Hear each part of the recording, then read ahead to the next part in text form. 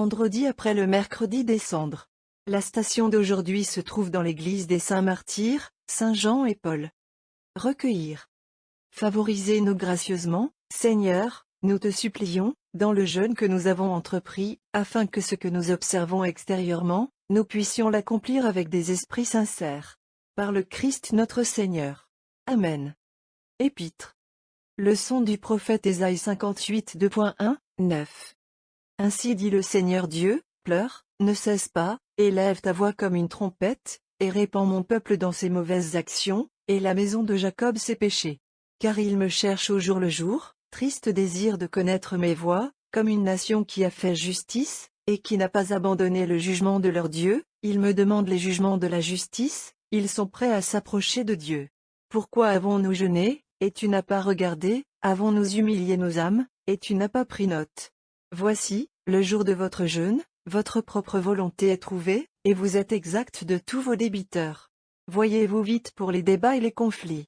Et frappez avec le poing méchamment. Ne jeûnez pas comme vous l'avez fait jusqu'à ce jour, pour faire pleurer pour être entendu en haut. Est-ce un jeûne que j'ai choisi, qu'un homme afflige son âme pendant un jour? Est-ce cela, de tourner la tête comme un cercle, et de répandre des sacs et des cendres? Appelez-vous cela un jeûne et un jour acceptable pour le Seigneur? N'est-ce pas plutôt le jeûne que j'ai choisi? Lâchez les bandes de méchanceté, défaites les paquets qui oppriment, laissez ceux qui sont brisés se libérer et brisez tous les fardeaux. Donne ton pain aux affamés, et amène dans ta maison les nécessiteux et les sans-abri, quand tu en verras un nu, couvre-le et ne méprise pas ta propre chair. Alors ta lumière éclatera comme le matin, et ta santé se lèvera rapidement, et ta justice passera devant ton visage, et la gloire du Seigneur te rassemblera. Alors tu appelleras, et le Seigneur entendra, tu pleureras, et il dira, me voici, car moi, le Seigneur, ton Dieu, je suis miséricordieux. On nous dit, dans cette leçon du prophète Isaïe, quels sont les tempéraments qui devraient accompagner notre jeûne. C'est Dieu lui-même qui ici nous parle, ce Dieu qui avait lui-même commandé à son peuple de jeûner. Il nous dit que le jeûne de la nourriture matérielle n'est rien à ses yeux, à moins que ceux qui le pratiquent ne s'abstiennent aussi du péché. Il exige le sacrifice du corps. Mais elle ne lui est pas acceptable, à moins que celle de l'âme ne l'accompagne. Le Dieu vivant ne peut jamais consentir à être traité comme l'étaient les dieux insensés du bois et de la pierre, que les païens adoraient, et qui étaient incapables de recevoir autre chose qu'un simple hommage extérieur.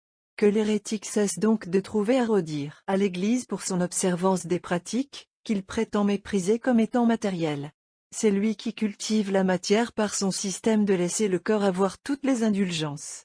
Les enfants de l'Église jeûnent, parce que le jeûne est recommandé dans presque toutes les pages de l'Ancien et du Nouveau Testament, et parce que Jésus-Christ lui-même a jeûné pendant 40 jours. Mais ils sont pleinement conscients que cette pratique, qui est ainsi recommandée et encouragée, est alors seule méritoire, lorsqu'elle est anoblie et complétée par l'hommage d'un cœur résolu à réformer ses inclinations vicieuses.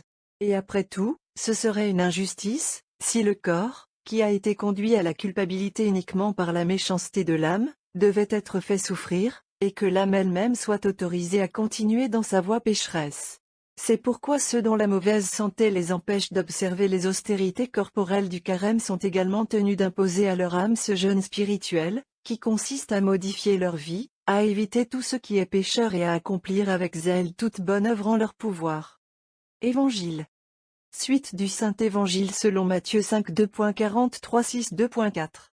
À ce moment-là, Jésus leur dit, « Vous avez entendu dire qu'il a été dit, tu aimeras ton prochain et tu haïras ton ennemi.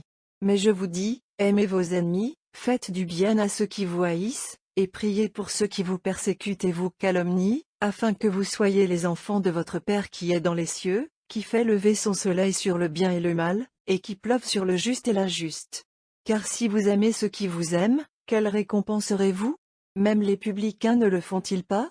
Et si vous ne saluez que vos frères, que faites-vous de plus? N'est-ce pas aussi les païens cela? Soyez donc parfaits, comme aussi votre Père céleste est parfait. Veillez à ne pas rendre justice devant les hommes, à être vus par eux, sinon vous n'aurez pas de récompense de votre Père qui est dans les cieux. C'est pourquoi, lorsque tu as fait une aumône, ne sonne pas une trompette devant toi, comme le font les hypocrites dans les synagogues et dans les rues, afin qu'ils soient honorés par les hommes. Amen, je vous le dis, ils ont reçu leur récompense. Mais quand tu feras l'aumône, Que ta main gauche ne sache pas ce que fait ta main droite. Pour que ton aumône soit en secret, et que ton Père qui voit en secret te rembourse. L'aumône est la troisième des grandes œuvres pénitentielles, c'est la vertu sœur de la prière et du jeûne. C'est pourquoi l'Église nous présente aujourd'hui les instructions données par notre Sauveur sur la manière dont nous devons accomplir des œuvres de miséricorde. Il nous impose le devoir d'aimer nos semblables, sans distinction d'amis ou d'ennemis. Dieu, qui les a tous créés, les aime lui-même. C'est un motif suffisant pour nous faire preuve de miséricorde envers tous. S'il les supporte, même quand ils sont ses ennemis par le péché, et attend patiemment leur conversion jusqu'à la fin de leur vie, afin que ceux qui sont perdus, soient perdus par leur propre faute, que ne devrions-nous pas faire, nous qui sommes pécheurs comme ils sont, et leurs frères, et créés, comme eux, à partir de rien? Par conséquent, lorsque nous faisons un acte de bonté ou de miséricorde envers ceux qui ont Dieu pour leur Père, nous lui offrons un hommage des plus acceptables. La charité, reine des vertus, exige absolument de nous l'amour de notre prochain, comme faisant partie de notre amour de Dieu. Et cette charité, en même temps qu'elle est une obligation sacrée qui incombe à chaque membre de la famille de l'humanité, est, dans les actes qu'elle nous inspire à faire les uns envers les autres, une œuvre de pénitence, parce qu'elle nous impose certaines privations, et nous oblige à surmonter toute répugnance que la nature suscite en nous, quand nous devons montrer cette charité à certaines personnes. Et enfin, nous devons, dans nos actes d'aumône, suivre le conseil que notre Sauveur béni nous donne. C'est celui qu'il nous a recommandé, quand il nous a demandé de jeûner, nous devons le faire en secret et éviter l'ostentation. La pénitence aime l'humilité et le silence. Elle a peur d'être remarquée par les hommes. Le seul dont il cherche les applaudissements, c'est celui qui voit en secret. Inclinez-vous la tête devant Dieu. Défends, Seigneur, ton peuple, et purifie-le avec miséricorde de tous ses péchés. Car aucun malheur ne peut les blesser, si aucune méchanceté ne règne sur eux. Par le Christ notre Seigneur. Amen. Égal. Ce texte est tiré de l'année liturgique, écrit par Dom Prosper Guéranger.